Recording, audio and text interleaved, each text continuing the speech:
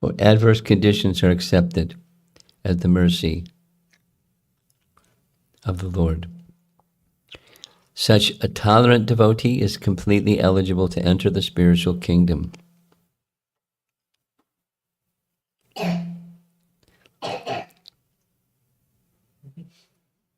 Duality is to be tolerated. Such devotees are compared to high mountains, which are never agitated in any way, even when struck by powerful torrents of rain in the rainy season. Nice paintings. Here's a scene of somebody looking out over the cloud-filled sky, and everything is green and lush in the rainy season. That's how it is. But misfortune may come even to a great person. This is Haridas Thakur being beaten in 22 marketplaces. Spiritually advanced devotees are never disturbed even when harassed by great misfortune. Rather, they accept any adverse condition as the mercy of the Lord. Now, that's easier said than done, but that's the consciousness that a person who's engaged in bhakti will see. Misfortune comes in life, and someone may be a devotee, someone may not be a devotee, and devotees see misfortune one way, and those that don't have that shelter see it another way. Classic example, Prahlad Maharaj, very, very, very severe, not just misfortune, torture, and attempted murder, and so many things from his father. And he was very tolerant and forgiving, saintly person. Last slide for this chapter. Humble in spiritual enlightenment. Such devotees are free from pride and envy, and they easily gain the mercy of the Lord. This is Rupa Goswami at Prayag. He met Lord Chaitanya, received instructions from Lord Chaitanya. Although prior to meeting Lord Chaitanya, he was a minister, prime minister in the government of Nawab Hussain Shah. And he gave it all up to become a mendicant and sitting at the feet of Lord Chaitanya. No pride, no envy, because all of that had been left behind. And in his humble submission to Lord Chaitanya, seeking guidance and enlightenment in bhakti life. Chapter 13. Forgetting our eternal servitorship to the Lord. One of the lessons of Srimad Bhagavatam, expressed in terms of a scene of nature. In the rainy season, some of the roads are not frequently used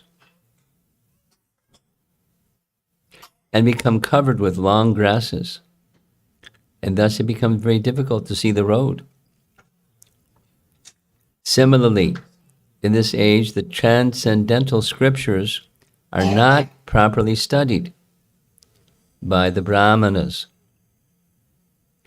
Being covered by the effects of time, the scriptures are practically lost, and it becomes very difficult to understand or follow them. It's true. Not the same as it used to be. So here another nice painting of the rainy season. Heavy rain during the rainy season results in roads becoming less used, with abundant overgrowth of grasses concealing the path. Similarly, neglecting spiritual practices can be compared to being deviated by the seasonal overgrowth of long grasses created by Maya. Such a person identifies himself with illusory productions of nature and succumbs to illusion, forgetting his spiritual life. So it's a warning from the scene of nature.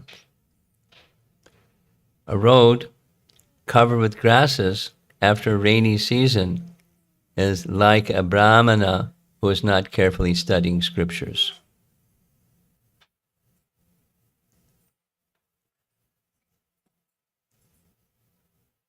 Now, the scene is very nice, but the idea is brahmanas, or those who are to give guidance to the rest of society, it's imperative that they're in touch with the scriptures.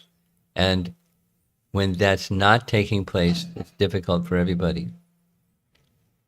Or conversely, even when it's the dark age of Kali, when some brahmanas are giving proper attention to the scriptures, then persons can get guidance and light. That's the topic, light of the Bhagavat, which is what Prabhupada was doing. He had the good fortune of Bhaktisiddhanta's association, and from that good association, he developed a profound understanding of the scriptures and is vigorously presenting the scriptures to people all over the world. At this particular juncture, again, in 1961, he was in a little room, 19 by 7. That was the size of his room. Envisioning a worldwide Hare Krishna movement from that little space, and writing this book as a foundation to give those teachings, the teachings of Srimad Bhagavatam, to the world. It's really creative. So he's the exception, but the rule during this dark age of Kali is that the scriptures are neglected and people travel them less. The roads of spiritual life travel less. Chapter 14, the entire world, just as lusty women do not remain steady, even in the company of men who possess excellent qualities. Another nice painting of the rainy season. Could you cover your mouth? I'm a little concerned about, I already have a cold and I don't need something further.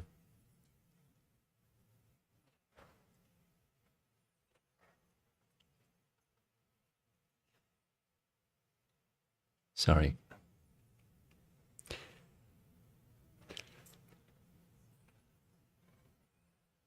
On the flight coming to Fort Lauderdale, the plane was packed. There was a man sitting next to me, and 3 times he scolded me, like severe. And one of I was coughing. And I looked at him and said, I covered my face.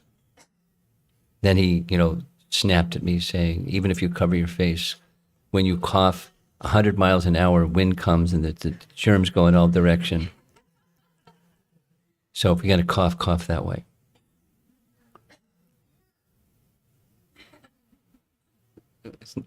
I thanked the man at the end because there were 2 other things he scolded me for. I said, thank you.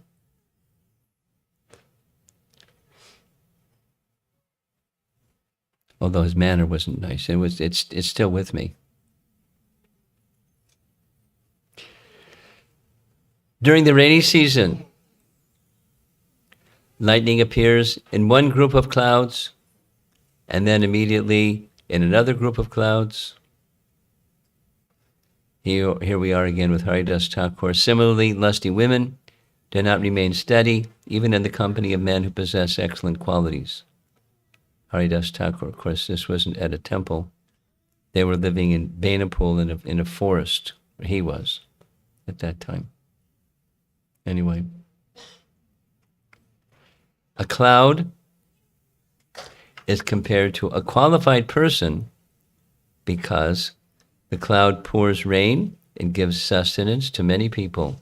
A man who is qualified similarly gives sustenance to many living creatures, such as family members or many workers in business.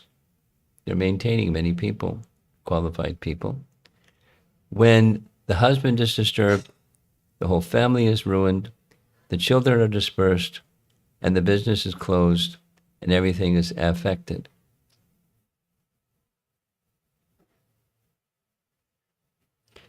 Husband and wife should control sex indulgence and concentrate their mind in Krishna consciousness and should not be restless like the lightning. Now, Prabhupada is being very explicit to an audience that don't know him. He doesn't know them. But he's, he's not punching, but he's not holding back either. Being very, very explicit. So that's the desired situation where there's family life with Krishna at the center, and that's what Prabhupada is presenting in this text. See the range of things. I marvel at the range of things and how he presents the range of things just from the rainy season. Last chapter for this evening, transcendental nature of the Lord and his devotees. So here's a painting showing a rainbow during the rainy season. A rainbow in a cloudy sky is likened to the appearance of Krishna and his servants in the material world. In the midst of the thunder of the cloudy sky, there appears a rainbow that has no string.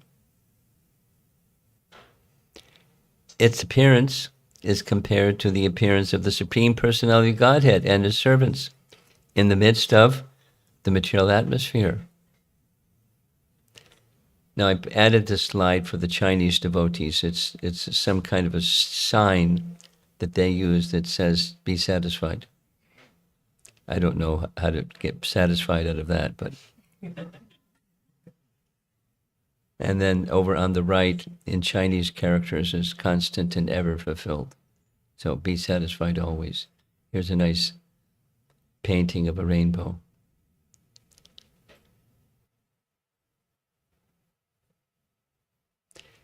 A rainbow appears to have no guna or string, like a bow. And when Krishna appears before us in the midst of material interactions, he remains always unaffected, like a stringless bow. The rainbow is Krishna and Krishna's servants in the midst of the rainy season. Krishna, unaffected by material interactions, he can appear and disappear like a rainbow. So up above, you've seen this painting many times. That's Krishna. And then there's the modes of material nature. Generally, there's something else down the lower section. But this is just showing, the earth and light shining from the earthly realm. And when Krishna appears from behind the modes of nature, if one has fortunate enough to see or experience the indications of Krishna's presence, at least, that's Krishna consciousness. And that's like the rainbow in the rainy season. And then his servants. Appearance of Krishna and his servants, free from qualities of material nature. Nice painting, Prabhupada sitting in the midst of hippies, completely unaffected by their modes of nature and their stuff, but giving his association in a meaningful and purposeful way. So it's something that a great acharya is enjoined to do, but as you all know very well, Srila Prabhupada said again and again and again and again and again and again and again and again. Persons born in India. Now, some of you may not have been born in India, but some of you may have been born in India.